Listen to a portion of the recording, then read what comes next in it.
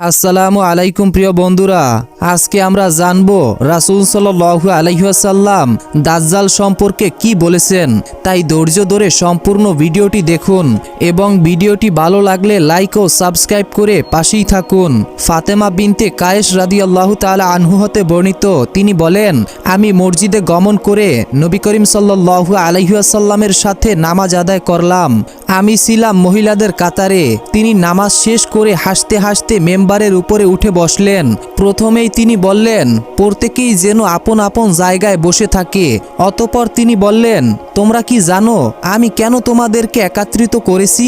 তারা বললেন, আল্লাহ এবং তার রাসূলই ভালো জানেন। অতঃপর তিনি বললেন, আমি তোমাদেরকে এই সংবাদ জানানোর জন্য একত্রিত করেছি যে তামিমদারি ছিল একজন খ্রিস্টান লোক। সে আমাদের কাছে আগমন করে ইসলাম গ্রহণ করেছে।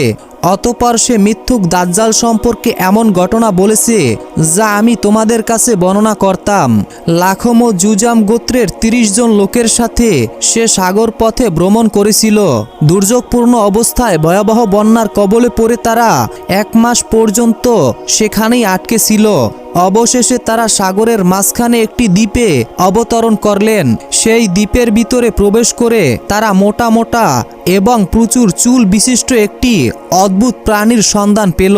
তার চুল দ্বারা সমস্ত শরীর আবৃত থাকার কারণে প্রাণীটির শরীর নির্ধারণ করতে সক্ষম হয়নি। তারা বলল, অকল্যাণ হোক তোমার, কে তুমি? সে বলল, আমি সংবাদ সংগ্রহকারী গোয়েন্দা। তারা বলল, কিসের সংবাদ সংগ্রহকারী? অতঃপর প্রাণীটি দ্বীপের মধ্যে একটি ঘরের দিকে ইঙ্গিত করে বলল, হে লোক সকল, তোমরা এই ঘরের ভিতরে অবস্থানরত লোকটির কাছে যাও। সে তোমাদের কাছ থেকে সংবাদ গ্রহণ করার জন্য অধীর আগ্রহে অপেক্ষা করছে। তামিমদারি বললেন, প্রাণীটি যখন একজন লোকের কথা বলল তখন আমাদের ভয় হলো যে হতে পারে সে একটি শয়তান। তথাপি আমরা ভীত হয়ে দ্রুত অগ্রসর হয়ে ঘরটির ভিতরে প্রবেশ করলাম। সেখানে প্রবেশ করে আমরা বৃহৎ আকার একটি মানুষ দেখলাম। এত বড় আকৃতির মানুষ আমরা ইতিপূর্বে আর কখনোই দেখিনি। তার হাত দুটো গাড়ের সাথে একত্রিত করে হাঁটু এবং গোড়ালির মধ্যবর্তী স্থানে লোহার শিকল দ্বারা বেঁধে রাখা হয়েছে। আমরা বললাম, মরণ হোক তোমার, কে তুমি? সে বলল, তোমরা আমার কাছে আসতে সক্ষম হয়েছো, তাই আগে তোমাদের পরিচয় দাও। আমরা বললাম, আমরা একদল আরব মানুষ। আমরা নৌকায় আরোহণ করলাম। সাগরের প্রচণ্ড ঢেউ আমাদেরকে নিয়ে ১ মাস পর্যন্ত খেলা করেছে। অবশেষে তোমার দ্বীপে উঠতে বাধ্য হলাম। দ্বীপে প্রবেশ করেই প্রচুর পশম বিশিষ্ট এমন একটি জন্তুর সাক্ষাৎ পেলাম। প্রচুর পশমের কারণে তার আকৃতি চেনা যাচ্ছিল না। আমরা বললাম, অকল্যাণ হোক তোমার, কে তুমি? সে বলল, আমি সংবাদ সংগ্রহকারী গোয়েন্দা। আমরা বললাম, কিসের সংবাদ সংগ্রহকারী? অতঃপর প্রাণীটি দ্বীপের মধ্যে একটি ঘরের দিকে ইঙ্গিত করে বলল, হে লোক সকল, তোমরা ওই ঘরের ভিতরে অবস্থানরত লোকটির কাছে যাও। সে তোমাদের নিকট থেকে সংবাদ গ্রহণের জন্য অধীর আগ্রহে অপেক্ষা করছে। তাই আমরা তার ভয়ে তোমার কাছে দ্রুত আগমন করলাম। হতে পারে তুমি একজন শয়তান। এই ভয় থেকেও আমরা নিরাপদ নয়। সে বলল, আমাকে তোমরা ইরান সম্পর্কে সংবাদ দাও। আমরা তাকে বললাম, বাইসানের কি সম্পর্কে জিজ্ঞাসা করেছে? সে বলল, আমি তথাকার খেজুরের বাগান সম্পর্কে জিজ্ঞাসা করেছি। সেখানকার গাছগুলো কি এখনো ফল দেয়? আমরা বললাম, হ্যাঁ, এখনো ফল দেয়। সে বলল, সেদিন আর বেশি দূরে নয় যেদিন গাছগুলোতে কোনো ফল ধরবে না। অতঃপর সে বলল, আমাকে বুহাইরাতুত তাবারিয়া সম্পর্কে সংবাদ দাও।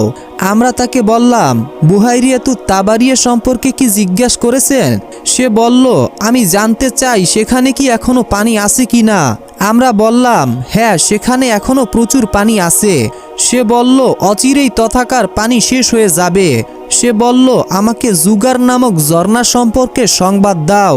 আমরা তাকে বললাম, সেখানকার কি সম্পর্কে তুমি জানতে চাও? সে বলল, আমি জানতে চাই সেখানে কি এখনো পানি আছে। লোকেরা কি এখনো সেই পানি দিয়ে চাষাবাদ করে? আমরা বললাম, তথা প্রচুর পানি আছে এবং লোকেরা সেই পানি দিয়ে চাষাবাদ করে। সে আবার বলল, আমাকে উম্মিদদের নবী সম্পর্কে জানাও।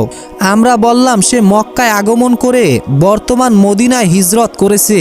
সে বলল, আরবরা কি তার সাথে যুদ্ধ করেছে?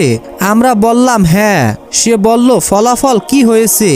আমরা তাকে সংবাদ দিলাম যে পার্শ্ববর্তী আরবদের উপরে তিনি জয়লাভ করেছেন, ফলে তারা তার অনুগত স্বীকার করে নিয়েছেন। সে বলল, তাই নাকি? আমরা বললাম হ্যাঁ। সে বলল, তার অনুগত করাই তাদের জন্য লাভ। এখন আমার কথা শোনো, আমি হলাম দাজ্জাল। অচিরেই আমাকে বের হওয়ার অনুমতি দেওয়া হবে। আমি বের হয়ে 40 দিনের ভিতরে পৃথিবীর সমস্ত দেশ ভ্রমণ করব। তবে মক্কা ও মদিনায় প্রবেশ করা আমার জন্য নিষেধ থাকবে। যখনই আমি মক্কা বা মদিনায় প্রবেশ করতে চাইব, তখনই ফেরেশতারা কোষমুক্ত তলোয়ার হাতে নিয়ে আমাকে তাড়া করবে। মক্কা মদিনার প্রতিটি প্রবেশ পথে ফেরেশতারা পাহারা দিবে। হাদিসের বর্ণনাকারী ফাতেমা বিনতে কায়েস বলেন, নবীজি সাল্লাল্লাহু আলাইহি ওয়াসাল্লাম হাতের লাঠি দিয়ে মেম্বরে আঘাত করতে করতে বললেন, এটাই মদিনা, এটাই মদিনা, এটাই মদিনা, অর্থাৎ এখানে দাজ্জাল আসতে পারবে না। অতঃপর নবীজি সাল্লাল্লাহু আলাইহি ওয়াসাল্লাম মানুষকে লক্ষ্য করে বললেন, তামিমদারির হাদিসটি আমার কাছে খুবই ভালো লাগছে। তার বর্ণনা আমার বর্ণনার অনুরূপ হয়েছে। বিশ্বাস করো, মক্কা ও মদিনা সম্পর্কে শুনে রাখো। সে আছে শাম দেশের সাগরে, ভূমধ্য সাগরে অথবা আরবের সাগরে। তা নয়, সে আছে পূর্ব দিকে, সে আছে পূর্ব দিকে, সে আছে পূর্ব দিকে। এই বলে 3 বার পূর্ব দিকে ইঙ্গিত করে দেখালেন। ফাতেমা বিনতে কায়েস বলেন, আমি এই হাদিসটি নবী করিম সাল্লাল্লাহু আলাইহি ওয়াসাল্লামের নিকট থেকে মুখস্থ করে রেখেছি এবং সাহাবীগণ রাসূল সাল্লাল্লাহু আলাইহি ওয়াসাল্লামকে জিজ্ঞাসা করেছিলেন, দাজ্জাল পৃথিবীতে কতদিন অবস্থান করবে? উত্তরে তিনি বললেন, সে 40 দিন অবস্থান করবে। প্রথম দিনটি হবে 1 বছরের মতো লম্বা, দ্বিতীয় দিনটি হবে 1 মাসের মতো, তৃতীয় দিনটি হবে 1 সপ্তাহের মতো, আর বাকি দিনগুলো স্বাভাবিক দিনের মতোই হবে।